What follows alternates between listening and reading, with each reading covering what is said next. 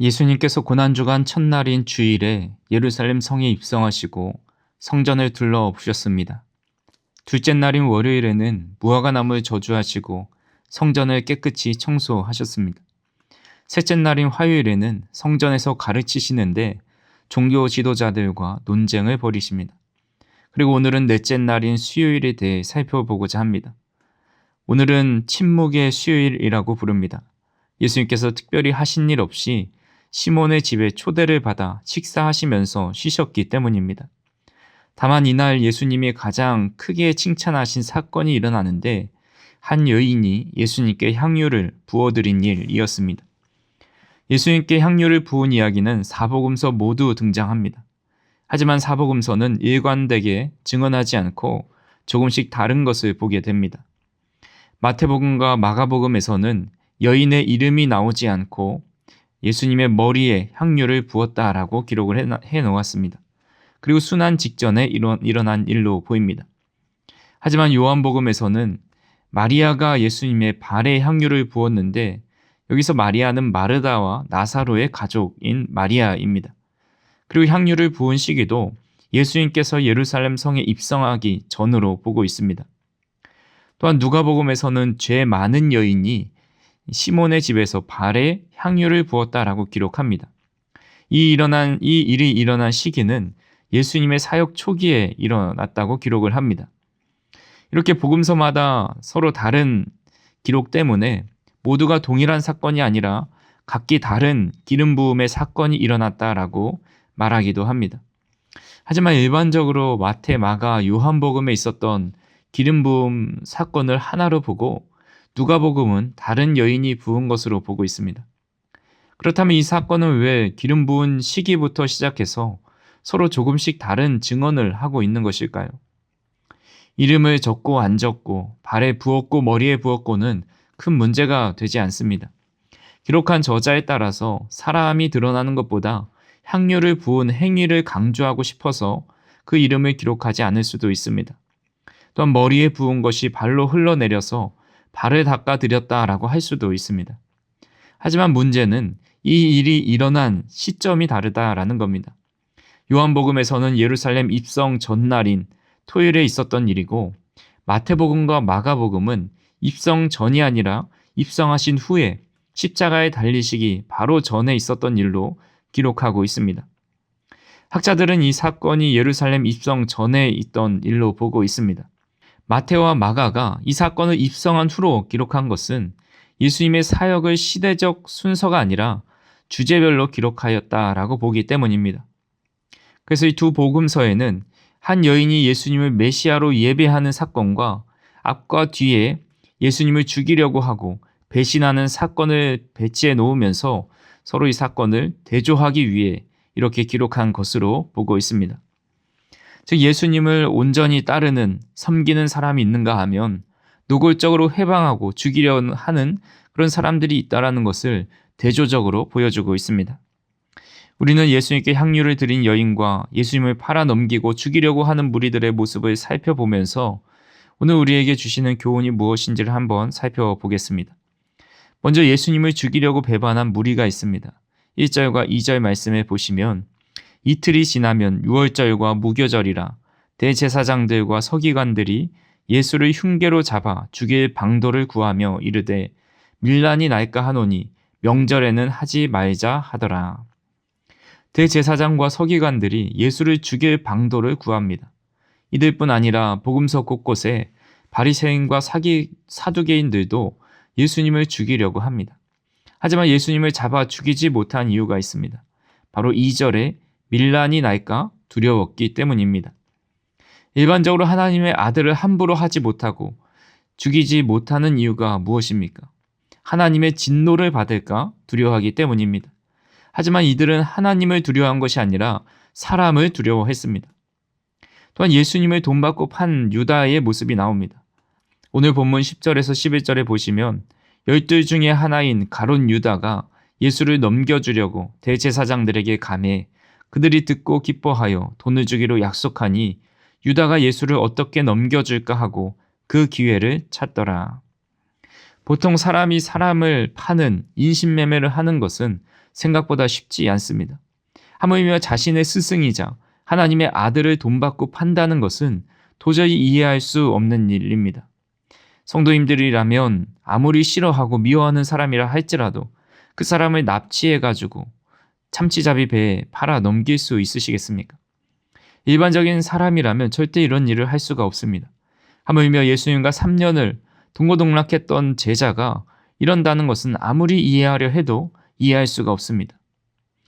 유대 지도자들이나 가룟 유다가 왜 이렇게까지 된 것일까요? 여러 가지 복합적인 죄가 있겠지만 그 중에 가장 중요한 것을 한 단어로 표현하라면 집착 때문이었습니다. 유다의 지도자들은 성정과 율법 중심의 종교 질서 속에서 사회적, 정치적, 경제적 특권을 누리고 있었습니다. 그런데 예수님이 오시자 많은 사람들이 그의 교훈을 놀랍게 여기고 주님을 따르기 시작합니다. 자신들의 지위와 기득권이 흔들리기 시작한 것입니다. 요한복음 11장 47절에서 48절에 보시면 이에 대제사장들과 바리새인들이 공회를 모으고 이르되 이 사람이 많은 표적을 행하니 우리가 어떻게 하겠느냐. 만일 그를 이대로 두면 모든 사람이 그를 믿을 것이요 그리고 로마인들이 와서 우리 땅과 민족을 빼앗아 가리라 하니. 예수님이 백성들의 지지를 받으면서 종교 지도자들은 자신들의 종교적 권위와 영향력을 잃는 것에 대한 두려움이 있었습니다. 세상의 지위와 명예와 물질에 집착한 것입니다. 가룟 유다도 물질에 집착했기 때문에 자신이 얼마나 큰 죄를 저지르고 있는지 알지 못했습니다. 집착의 사전적 의미를 살펴보면 어떤 대상의 마음이 쏠려 매달린다라는 의미가 있습니다. 한자로 보면 잡을 집자에 붙을 착자를 씁니다. 잡을 집자는 수갑을 나타내는 다행행과 수갑에 묶여 끌려가는 죄인의 모습을 나타내는 줄 극이 합쳐진 글자입니다. 어떤 집착의 대상으로부터 수갑에 묶여 끌려간다라는 뜻을 가지고 있습니다. 이렇게 세상적인 명예와 권력과 특권과 물질에 집착하게 되면 이미 그것에 포로가 되어서 올바른 이성과 판단을 잃어버립니다. 하나님의 말씀이 들리지 않고 어떤 것도 두려워하지 않습니다.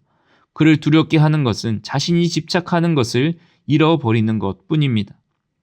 우리는 이런 지도자들과 가룟 유다의 모습을 보면서 아무리 성경을 많이 알고 있고 율법을 잘 지키는 지도자다 할지라도 성전 안에서 일하면서 주님의 뜻을 찾는 자라 할지라도 집착의 노예가 되면 마귀의 도구로 전락할 수 있다는 것을 보게 됩니다. 아무리 모든 것을 버리고 주님을 따랐어도 예수님과 늘 가까이 하면서 살았어도 좋은 공동체 속에 있다 할지라도 집착은 모든 것을 무력하게 만들고 집착하는 것만 쫓아 살아가는 사람이 되게 된다라는 것입니다. 그렇게 오늘 우리는 우리 자신이 무엇에 집착하고 있는지를 살펴보아야 합니다.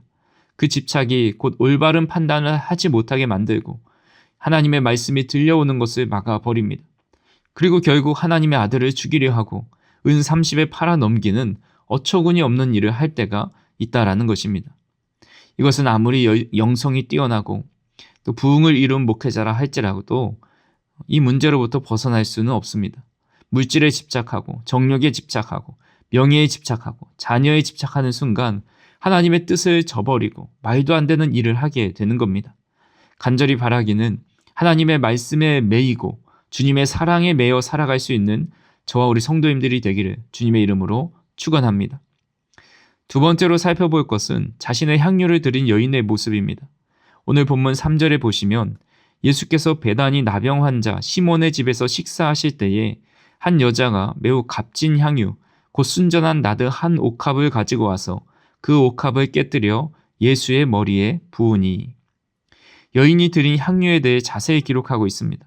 매우 값진 향유 곧 순전한 나드 한 옥합이라고 기록되어 있습니다. 옥합은 대리석처럼 표면이 반짝이는 연석, 이 부드러운 돌로 만들어진 이집트의 명품을 수입한 아주 귀한 병이었습니다. 주로 아주 값비싼 향수나 향유를 담아두는 병으로 사용되었습니다. 그래서 이 안에 담긴 향유는 순전한 나드였습니다. 나드는 인도에서 수입한 귀한 향료입니다. 상당히 비싼 가격에 거래되었는데 그 값이 얼마나 나가는지 5절에 이 향유를 300데나리온 이상에 팔 수 있었다라고 말을 합니다. 한 데나리온은 하루의 품삯입니다. 300데나리온이면 1년 연봉에 가깝죠. 지금 가치로 따지면 3천만 원 정도 되는 아주 값비싼 향유입니다. 어떻게 3천만 원이나 되는 향유를 조금씩 나눠 쓰는 것도 아니고 한 번에 주님께 부어드릴 수 있었을까요? 두 가지 이유를 볼 수가 있습니다. 첫 번째로 그녀가 진정으로 예수님을 사랑했기 때문입니다. 사랑하면 무엇이든지 줄 수 있습니다. 우리가 자녀를 사랑하기 때문에 우리 시간과 물질과 그가 필요하는 모든 것을 줘도 아깝지가 않습니다. 사랑하는 사람이 있다면 그에게 주는 것이 아까운 것이 아니라 오히려 줄 때, 더 많이 줄 때 더 기뻐하고 행복한 마음을 느낄 수가 있습니다. 그래서 사랑은 말도 안 되는 일을 이해할 수 있게 만드는 행동입니다. 두 번째로 예수님을 메시아로 믿었기 때문입니다. 예수님 시대에 축하할 일이 있을 때 손님의 머리 위에 기름을 붓는 것은 흔히 있었던 일입니다. 그렇게 이 여인이 단순히 예수님을 환영하고 사랑했기 때문에 이런 일을 했다라고 할 수가 있습니다. 하지만 그 일을 하게 만든 원동력은 주님을 메시아로 믿는 믿음이었습니다. 4절에 보면 사람들은 이렇게 값비싼 것을 단 한 사람에게 한 번에 부어서 허비하였다라고 말을 합니다. 하지만 이 여인은 향유를 허비한 것이 아니라 가장 가치 있는 곳에 사용했다고 생각을 했습니다. 메시아로 오신 예수님, 만왕의 왕으로 오신 예수님께 경배하고 예배하는데 하나도 아깝지 않았던 것입니다. 우리가 왕정시대 때 영화나 과거의 역사를 보면 신하들 사이에 많은 정치적 갈등이 있습니다. 하지만 그들 중에 살아남는 사람들은 왕에게 총애를 받는 사람들입니다. 그래서 그들은 왕에게 잘 보이기 위해서 아부도 떨고 조공도 바치고 했습니다. 주변 신하들이 아무리 자신을 괴롭게 한다 하여도 왕이 나를 인정해주고 왕이 나를 보호해주면 어떤 것도 그 영향에서 자신을 어떻게 해할 수가 없기 때문입니다. 왕에게 인정받으면 앞으로 모든 것이 보장됩니다. 마리아가 예수님을 메시아로 믿고 모든 것을 올인하여 드릴 수 있었던 것은 바로 예수님께서 하나님의 세상의 통치자이시고 만왕의 왕이시고 모든 것을 다스리시는 분이시기 때문에 세상이 아무리 나를 뭐라 해도 하나님 나라에서 나는 가장 큰 자가 되고 주님께서 나의 삶을 지켜주실 것이다 라는 믿음이 있었기 때문입니다. 예수님도 그녀의 믿음을 보시고 복음이 전파되는 곳에 이 여인이 한 일이 알려질 것이다 말씀하고 있습니다. 이것은 단순히 예수님께서 이 여인이 나를 얼마나 사랑했는지 봐봐라. 나를 사랑한다면 이렇게 순전한 나들을 바쳐야 된다라고 그런 의도로 말씀하신 것이 아닙니다. 이 여인이 주님을 메시아로 믿고 왕으로 모시고 있기 때문에 자신의 모든 것을 다 맡기고 내어드리고 올인할 수 있었던 그런 믿음을 칭찬하신 것입니다. 우리가 주님을 온전히 섬기지 못하는 이유가 무엇입니까? 가장 큰 이유 중에 하나는 믿음이 없기 때문입니다. 주님이 온 세상의 구원자이시고 만왕의 통치자이심을 믿지 못하기 때문입니다. 우리가 주님을 전지전능하신 하나님으로 믿고 살아간다면 우리는 온전히 주님께 모든 것을 맡기고 살아갈 수 있는 온전히 주님을 섬기는 자가 될 수 있을 것입니다. 간절히 바라기는 이 땅에 오신 예수님을 나의 구주 나의 하나님으로 온전히 믿을 수 있기를 주님의 이름으로 축원합니다. 말씀을 정리합니다. 아프리카로 신발 판촉 여행을 떠난 두 팀이 같은 지역을 탐방하면서 상반된 보고서를 냈다고 합니다. 한 팀은 신발을 팔 수 없겠다. 왜냐하면 아프리카에 신발을 신고 다니는 사람이 거의 없기 때문이다 라고 보고를 했습니다. 근데 또 다른 팀은 신발을 어디서든지 많이 팔 수 있겠다. 왜냐하면 아프리카에 신발을 신은 사람이 거의 없기 때문이다 라고 보고를 했습니다. 같은 현상을 보더라도 서로 상반된 생각을 하는 겁니다. 예수님은 만왕의 왕이시고 이 땅을 구원하실 유일한 분이십니다. 이 땅에 오신 예수님을 바라보는 시선과 생각이 다 달랐습니다. 우리 모두는 같은 예수님을 섬기면서 서로 다른 생각을 할 때가 있습니다. 서로 다르게 주님을 받아들입니다. 어떤 사람은 만왕의 왕이시오 내 인생의 참된 구원자라고 모시고 살아가는 사람이 있고 어떤 사람은 나의 인생에 도움이 되는 정도로 여기고 살아갑니다.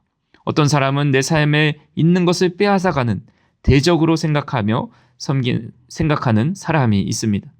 간절히 바라기는 우리를 위해 이 땅에 오신 주님을 참된 메시아로 하나님으로 믿고 섬기는 저 우리 성도님들이 되기를 간절히 바랍니다. 우리가 온전히 주님을 섬기지 못하게 만드는 집착하고 있는 모든 것들을 내려놓고 주님의 사랑의 포로가 되어서 주님만 사랑하고 섬기며 살아가는 저와 우리 성도님들이 되기를 주님의 이름으로 축원합니다. 기도하시겠습니다.